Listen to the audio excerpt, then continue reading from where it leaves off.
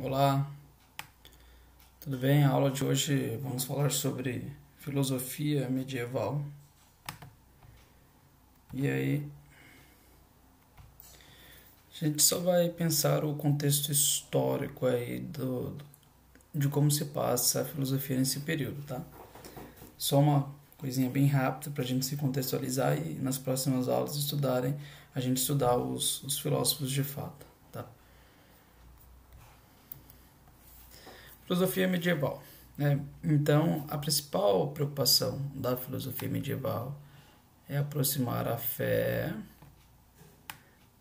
da razão. Então a ideia aqui é juntar as duas. Uma perspectiva de que a fé, e aí a gente está pensando na fé cristã, ela não precisa ser irracional.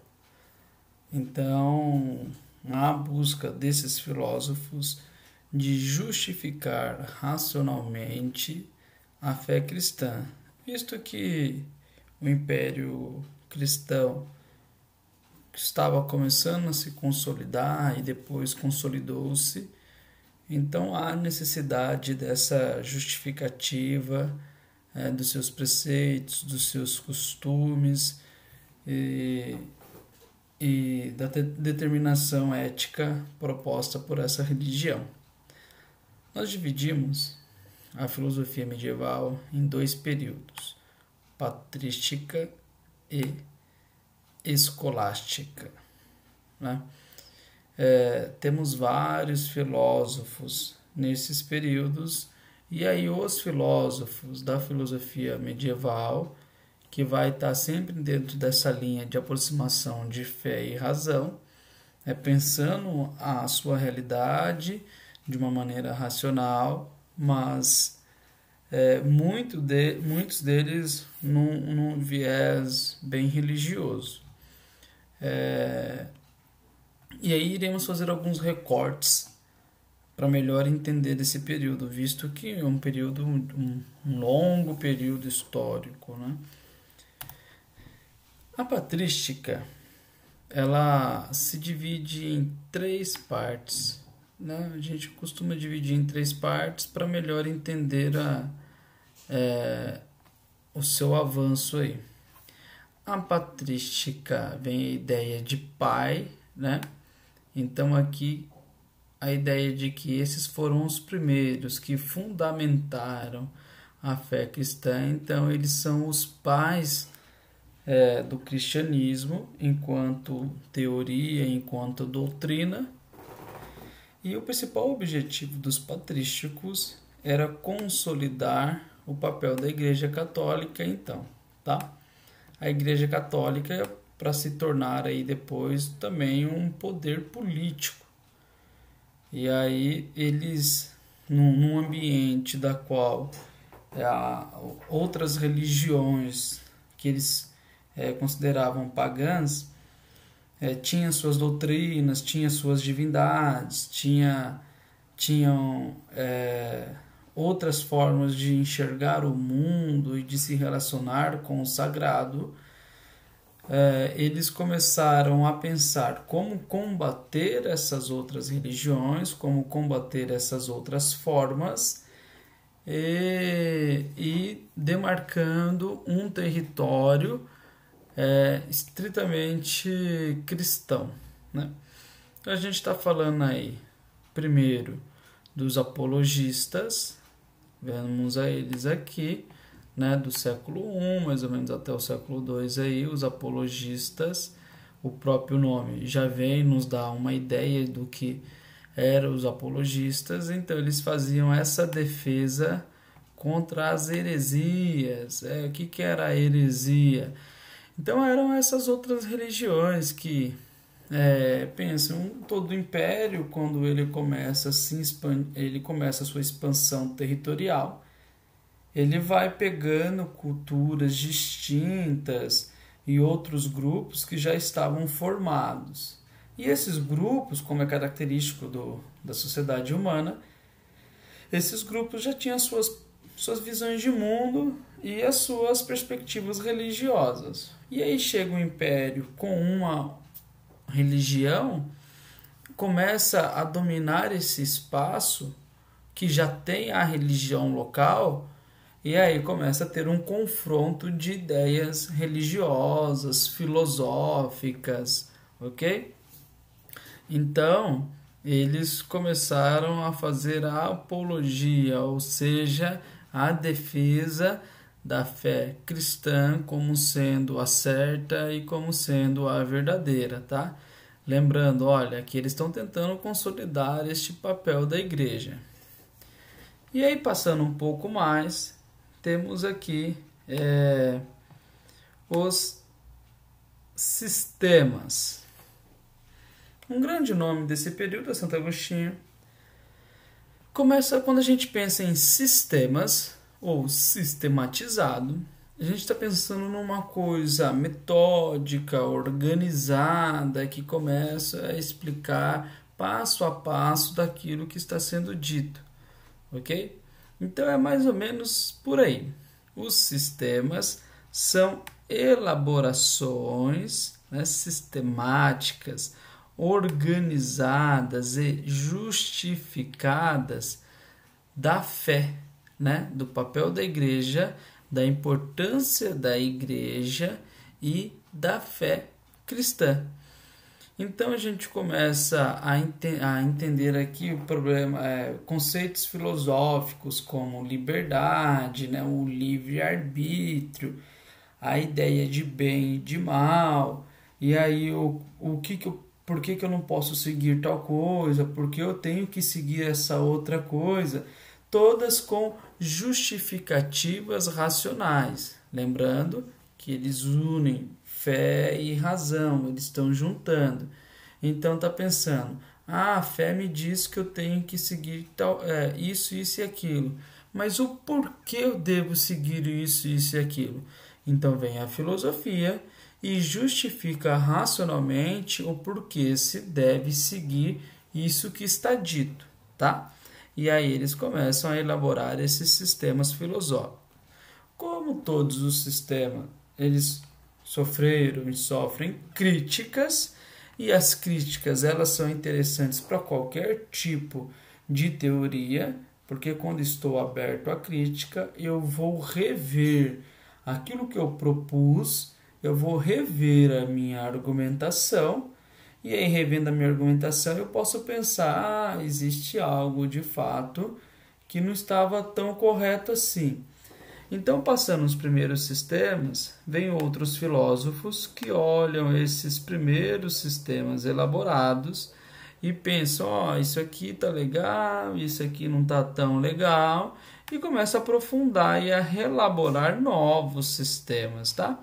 Por que novos? Porque passa-se pelas críticas, lembrando que desde aqui nós temos então outras ideias religiosas, outras ideias filosóficas que eram contrárias àquilo que se dizia, né, aos pagãos.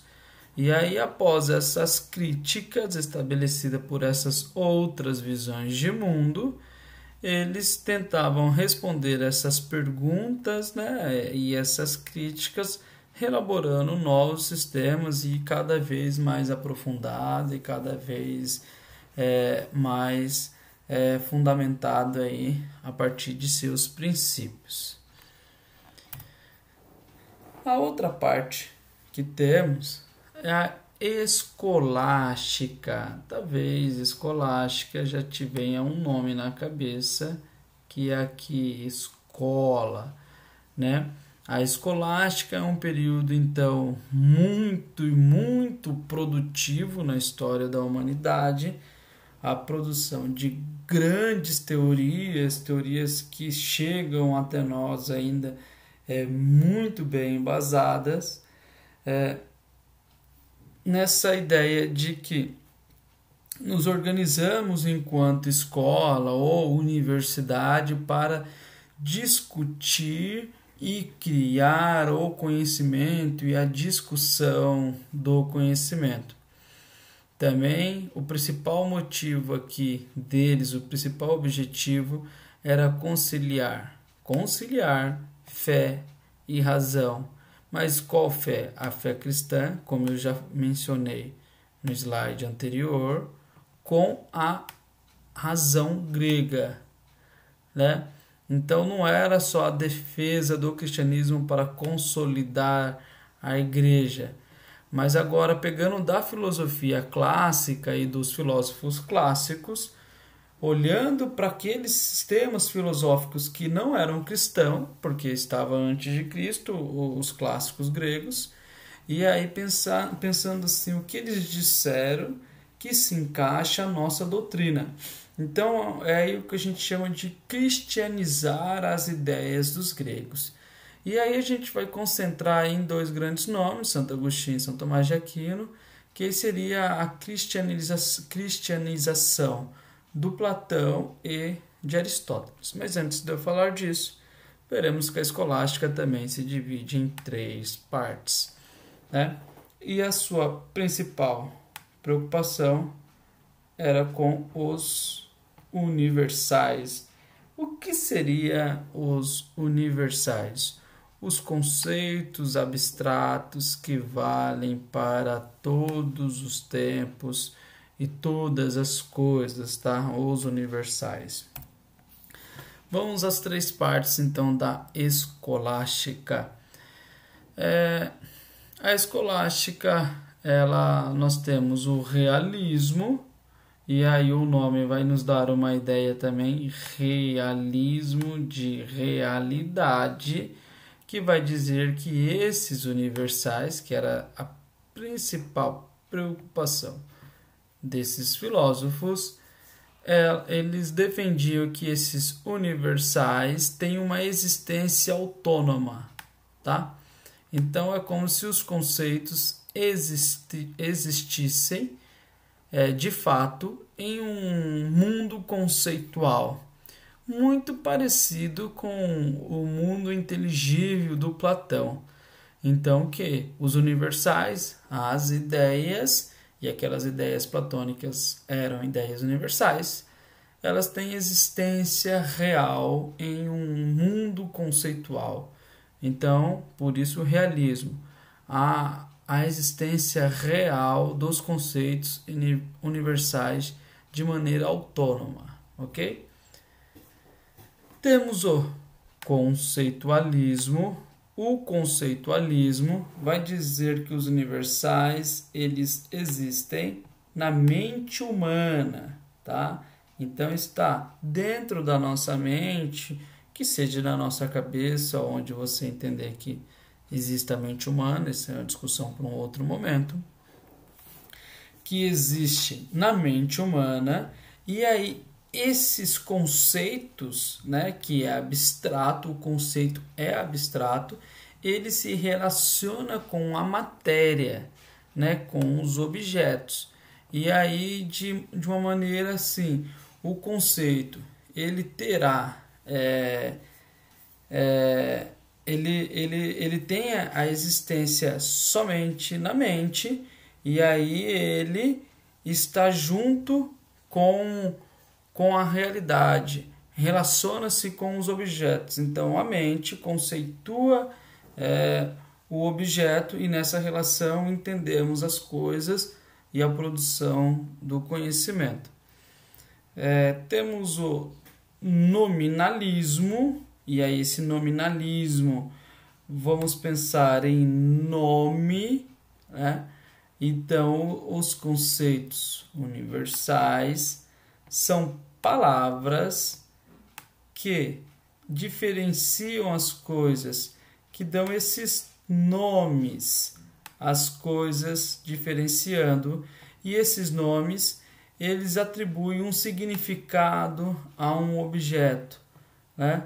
Porque o nome vai estar relacionado com o objeto, e aí essa relação entre o nome, que é abstrato, e a coisa, que é material, o objeto, faz com que eles estejam juntos, relacionando-se, e nós compreendemos o que é tal coisa, o que é cada coisa. Se não tiver essa relação do nome com o objeto, os universais não têm significado algum, são palavras ao vento, são palavras que não significam nada. Então, o conceito, na perspectiva dos nominalistas, os conceitos, essas palavras, elas devem estar grudadas junto com os objetos. Temos aí dois grandes nomes que veremos nas outras aulas. Santo Agostinho, um patrístico, que vai ter os seus sistemas filosóficos e ele vai cristianizar Platão. E temos São Tomás de Aquino, num período escolástico, que vai aí cristianizar as ideias de Aristóteles. Mas esses dois eu deixo aí para um outro momento, para uma outra aula, explicando os conceitos de cada um aí. Certo? Até a próxima, bons estudos e um grande abraço a vocês.